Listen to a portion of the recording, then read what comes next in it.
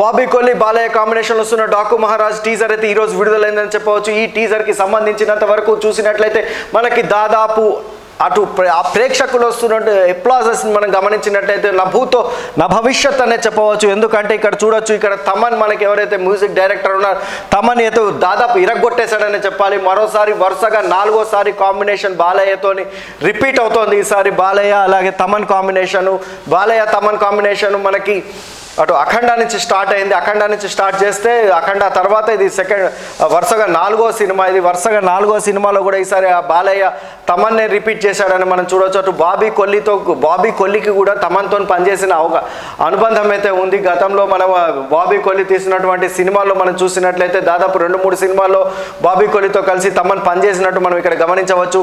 ఇక ఈ సినిమాస్ అన్నిట్లో కూడా మనం చూసినట్లయితే డాకు మహారాజ్ ఏదైతే ఉందో డాకు మహారాజ్ ఒక్కసారిగా ఇది రికార్డు స్థాయిలో అయితే థియేటర్స్లో రిలీజ్ అవుతుందో మనం ఇక్కడ చూడొచ్చు.